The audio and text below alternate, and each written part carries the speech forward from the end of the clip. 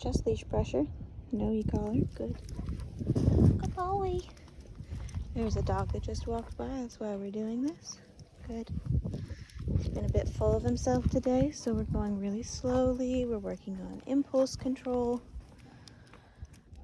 and trying to make it as easy as possible for him to stay calm and to prioritize me, good, over what's going on in the environment.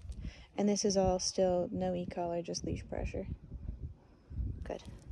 Good boy. Good boy. Good job. I also don't have any treats right now. Wanted to see how we could do this, keeping everything super low excitement, low arousal, and just focusing on staying calm, prioritizing low arousal over everything else. Good. Look at that tail. So here, loose tail, kind of. The base is still a little bit tucked, and I just know that from his movement. Look at his shoulders, a little bit stiff, but not terribly stiff. And we've got his eyes are searching. He's using his nose. That's good. The wrinkles on top of his head are pretty loose because there's a dog that lives directly at the end of this driveway where we are right now. So here I'll use a little pager. Good. Good boy. Good boy. Good. Looser. Good boy. Thank you. I know I don't have any cookies. Good. So he's got a little swoop in his tail now. Good. Better able to listen to me. And when he's moving, he's got a nice curve in his tail. It's when he stops that he starts to get a little bit concerned, or he'll show more of his anxiety or how tired he is when he's not moving. Good. Good.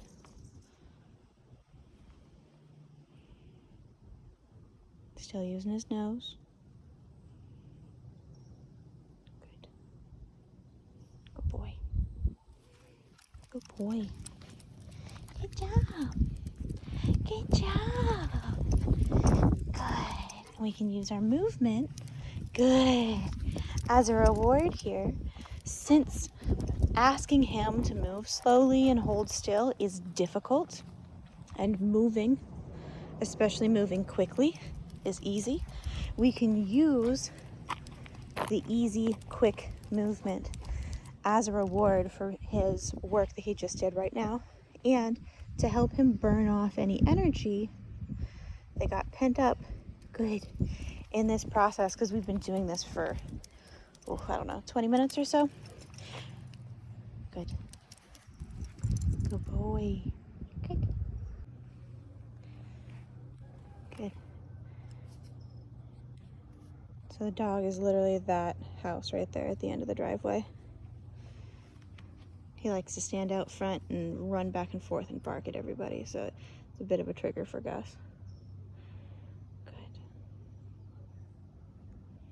One of the things we can do, though, or we can watch to make sure we know how stressed he is. Hi.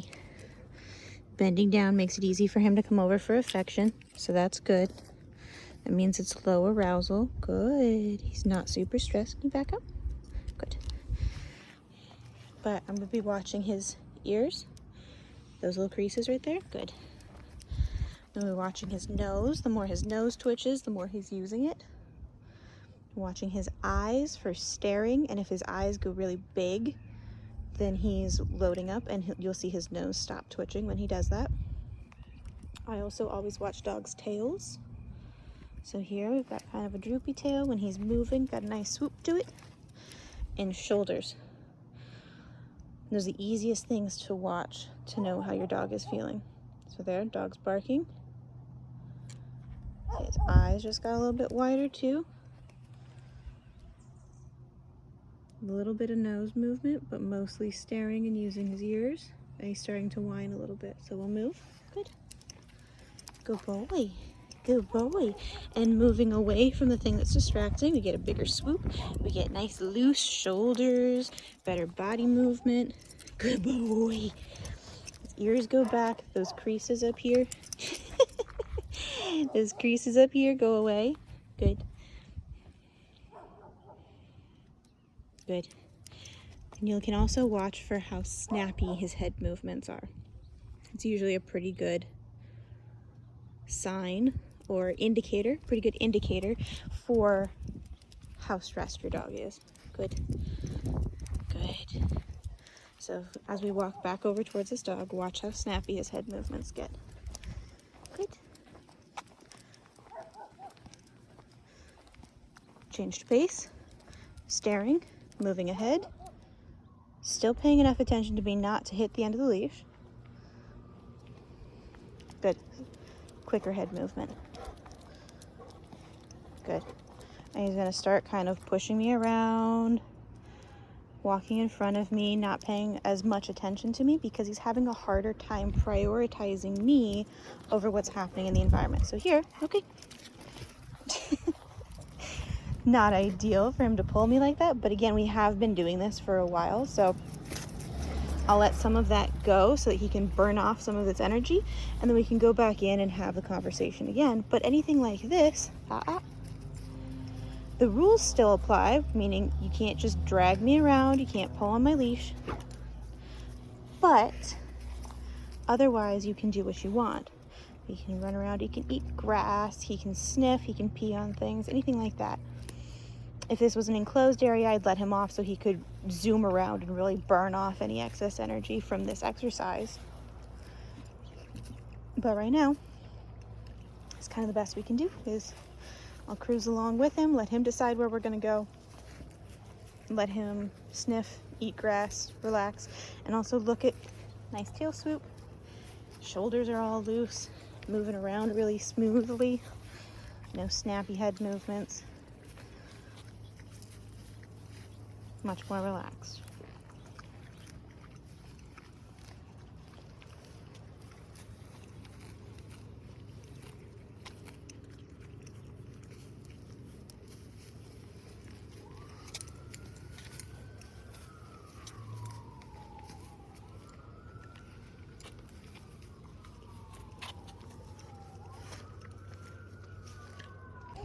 All right, but now after that break, good. He's still a little worked up about that dog, but good. That he's pulling over to this bush here. Come here. Good.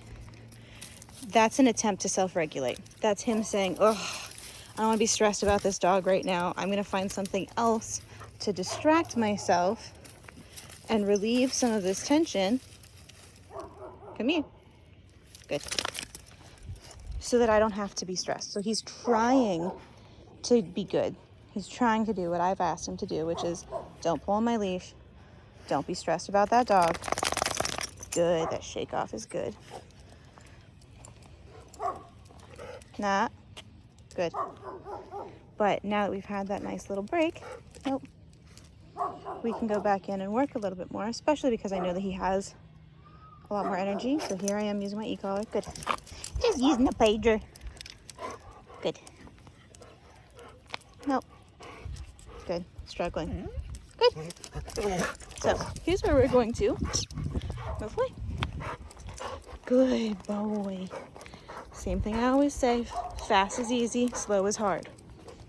If we're having a hard time moving slowly towards or past something, we're going to move quickly away from it. It does two things.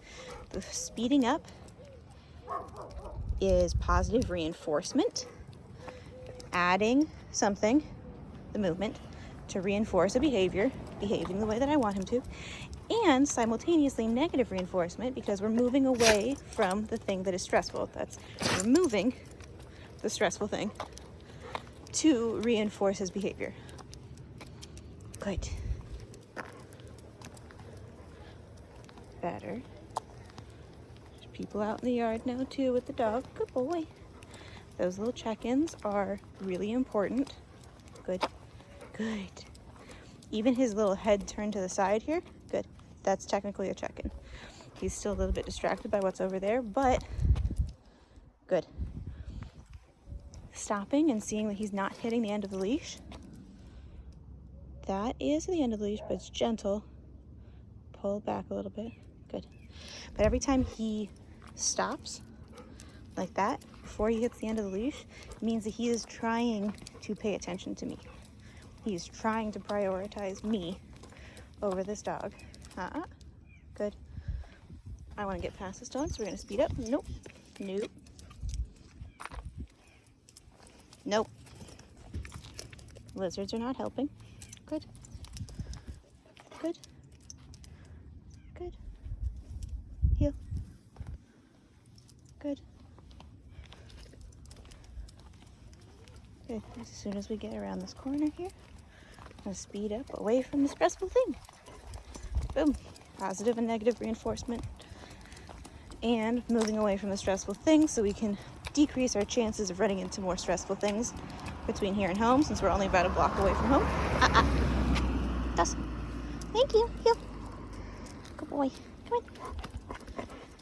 Good. Good. Much better. Still got some creases, and he's still scanning a little bit, but heel. I'm gonna use my leg here too. Good. Sniffing. Looser shoulders. Good. Really wants to pee on everything. Stop. Sit. Good. Good. Lots going on tonight. Good. Heel. No. Good. Good. I know he doesn't need a potty break because he just had one. Gus. Thank you. Good. That's all we're looking for. We're gonna make our way back home. Nope. Nice and slowly. Good. Okay. Give him one more potty break. Just benefit of the doubt here. Help him decompress after walking past that dog. Make our way home and be done for the night. With our training anyways.